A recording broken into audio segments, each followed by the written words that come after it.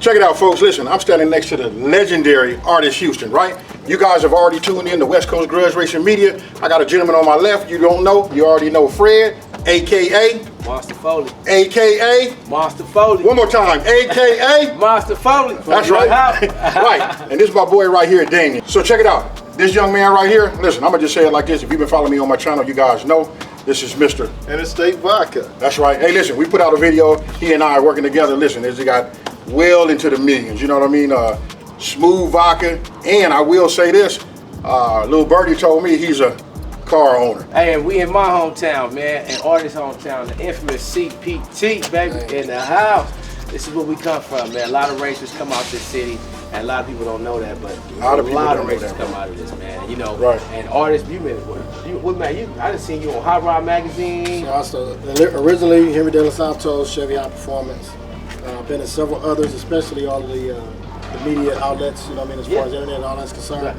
Been doing this for a long time. I was a little kid with a dream. Started out, you know what I mean, all my buddies, I'm out there playing football, playing basketball, playing different sports. And when it was international times, I was always ready to go to the racetrack. Yep. Everybody was always wondering why. I've always liked fast cars, big wheels, small wheels in the front, anything that made any kind of noise that was crackling. Like Yeah. I was born in LA. I actually moved to Compton when I was like 3 years old. Was here forever, man, and I came back, born and raised. That's where we sitting right now. We make it happen, doing the best that we can. Back to the city, baby. Hey, so look, that's what I like. You said two things that like really caught my ear. It's the fact that I know you can live anywhere. Right. This is where you calling home. Yeah. You know what I mean? As successful as you are in your life, listen, you chose Compton. Yeah. You know what I mean? Hey, and you know what? That's what we want to talk about. You know what I mean? Just to show other people. You know what I mean? Compton ain't what you think about it. You know what I mean? Home is where it is. You know what I mean? It's where your heart is. Yeah. And the other thing you said that a lot of people don't know, even some people we know that have fast cars, that be in the media, high profile, they never want to say where they come from. Hey, if this is where you from, this is where you from. Now, street racing, homie, this is the place right here. You know what I'm saying? Compton, that's what we know. Yeah. You know what I mean? What we got? Give me all the spots like that was in Compton. Man, we can go to Manville. We can go to 135th and Main. We can go to Santa Fe and Greenleaf. We can go to Compton and Main. Yeah. I mean, Delamo. It's been there forever. You can go to Walnut, which is right up the street. You know, Carson, Compton area. I mean, we've been here for a long time. And as a kid, I remember being at home, listening to the noise. Have my ear open, you could hear Ascot. That was the circuit track. But you would always hear Santa Fe and Greenleaf. And you had, come on, man, when you go, we talk about folks doing what they did. Man, that's what I'm talking about. My uncle Jack McNeil, took me there a long time ago. Me and my cousin Ramon. Alpine Village. We was on bike, Alpine, all of that. Riding bikes, doing our thing, doing what we love because. I was hurt when they closed. Man, but we all got this a certain type of way. Right. And everybody didn't get it, but the ones of us that got it, we're still doing it for a reason. This is what we love. You can't, it's in our heart. And like I was saying earlier, like on my other video, I said, man, I didn't did it all, low ride and all that. Yeah. But I'm gonna tell you something, man. This right here, bro. Stuck. Hey, it's stuck. It's the crack.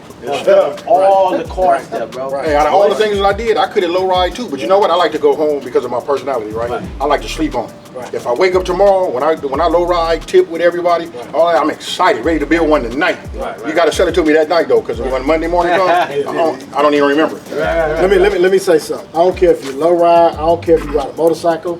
I don't care if you walk down the street. Everybody likes speed.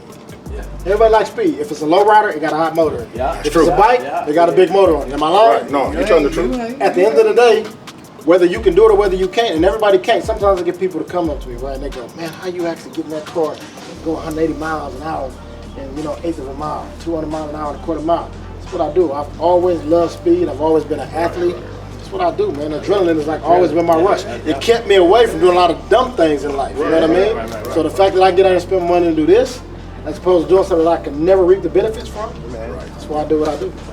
No, you're right, man. And this is actually equivalent. Look. From my lifestyle, this is the same emotional attachment than it's real street stuff. Let's be real. When you in the lane and you locked up, let's say me and you got some money locked up and we get in our cars, right? Hey, homie, when that heart rate start going up and you strap it in and they strap it in, somebody tell you, all right, homie, put the seatbelt on, and you sitting there, you think it's about to go down, huh? Right. People think, look, man, people think when you get in a fight that you get hurt. It don't never hurt. But TV got everybody thinking. It's an emotional situation. Yeah, right. That's the adrenaline, and it's all the emotional. Everybody like, Oh, I hope I don't swing wrong. You know, all that's to play the part. It's the same thing when you're in that car. And when you turn that corner and you see the crowd and you sit there like, here it comes, baby. Like this. And your voice change and everything. And you put in that car. But when you come out that burnout, you be like, yeah. I'm ready. You know, we all know when you come out that burnout, you know, when you hit it and then you hit it that last little, you know, once it's clear, you're like, I'm ready. I'm gonna tell you right now. So I'm gonna tell y'all something real talk. Adrenaline, right? Everybody talk about tunnel vision. Don't have tunnel vision, you gotta fuck. When it comes to drag racing, you gotta find some sort of tunnel vision because it's just you in them lanes. If you look outside them K-rails, you start looking in the stands and looking for your mama. You done. You look for your mama after the race. You know what I'm saying? You look for your mama when it's your time to high five and pops and all that, your boys and all that. Man, when you let go of that trans brake, that adrenaline hit you, and them 2.5, 3 G's hit you from the chest. Come on, man. You got things to do. Them shoulders can't be tight, them elbows can't be tight. You gotta relax. You gotta do what you're doing. When it's all said and done, you jump out with the Toyota Hoorah Halle, man, you make it happen. I feel like you just got off of Colorado and you got to go. Woo! Alright, take that jacket, get that jacket and stuff off. Because it's hot. Woo! Take that helmet off. You know what I'm saying? But it can be cold outside. But your adrenaline still warm. So you hot. Still warm. You looking for a cool rag to put around your neck. Fire. Right. Yeah, good race, man. Absolutely. You know what I'm saying? Absolutely. Alright, but you be like almost glad it's over, but you want to do it again. Yeah. Some people can't handle it though. I'm gonna be honest with you. It's a lot of people that is too much for them. Like if you're not a real adrenaline person that love adrenaline, it can override you and you be like, man, I just can't do it. Like some people be like, man, somebody else drive. So look, I got a theory about that. So check this out. Listen to this. Okay, I rolled my car over upside down, tumbling. Top of my roof hit the K-rail, kept me from sliding onto the what was that? The 605 freeway. Kept me inside of that, right? So everybody tell me like, AB. Ever since then, everybody say, AB, take it easy and all that kind of stuff. The reason I'm as good as I am, man, you know what I mean, off of the lights and driving my car, if you don't have a little bit of that, we just call it a little crazy. Man, if you ain't got that, you cannot be in no race car. You gotta have a little. You cannot be, You gotta have a little fool. you got to. Because look, when the car get loose, I always feel like I got it. You know what I'm saying? And I'm looking over like, if I don't see him, like I got to slide through the finish line. You know what I mean, or whatever. Hey, I tell people all the time, they always go, man, how can you get in that car when it's spinning the tires, if it's doing a wheelie, I'm 300 feet with the wheels in there. Man, how can you do that? At the end of the day, you know what control it? This foot and this brain. I can tell it when to do and what it's not gonna do. I tell people all the time, I played professional football, my new career, you know what I'm saying? I'm not gonna make it sound like I was Deion Sanders or anything like that, but I was there, but I had a pretty good college career as well. So I've sat in front of 50, 70, 100,000 people and performed, right? It's a different ballgame than being in a race car with the noise, because it's just you. All right, come on, let's rock. I get in and do my burn, and then I always knew, what kept me calm was, I always knew, once I do my burnout, I'll be fine. Put that in the lanes, and you sitting there all the time, and they say, hey, right, these 2 lanes, let's go. Hey, right there. Showtime. Hey, honestly, that's what I live for. You know what I mean? Because everybody push me all the way up. I just wait. I already got heat in the motor. I just wait. Once you tell me, you know, once they say, all right, y'all 2, let's go. I live. That's when I come on. That when I make that turn at Irwindale, I go like, That's when. When that camshaft start talking. Hey, you know what I'm saying? Shoulders get loose. It's time to get cracked. I'm getting. Look, I got butterflies right now talking about. I promise I got butterflies. Look, I ain't been out since 2020 with this car. So look, for me, last time I raced my car was 2020. A lot of you remember my car. I used to sit a little higher, had leaf springs and a bunch of different things to it. I sent it to Texas, and we changed it all up, and now it's sitting in the weeds like I've always wanted it, because low and getting busy is how I like it.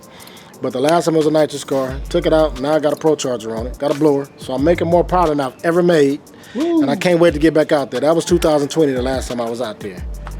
Now, 2024, I'm looking to get to Vegas. If everything go right, I'll be in Texas in September, but we'll see, you know what I mean? Time flies. September? Yeah, definitely, but I would love it. Street car would be. We're going to make that happen. However, I don't care if, you know, what we got to do to get there, we'll be there in November. But I can't wait to get back out there because, again, we've been talking about all of this adrenaline, this rush. I can't wait to get back out there and make it happen. And I'm going to do my best to make sure I represent for Compton like I always do, because I always speak on my city. Because my city raised me. I'm here, and I got other people that's coming behind me. And I love being a beacon type of guy that, you know, can say, look, if I did it, you can do it. Hey, we could talk for days, man. I ain't gonna lie to you, bro. We come here to look at this car. You know what I mean? Last time I seen it, it was you know what I'm saying? Yeah. We want to look at that, but I want to say, you know, big ups to your success, though, bro. Appreciate you, again, man. The fact that you could have lived even after you played professional ball.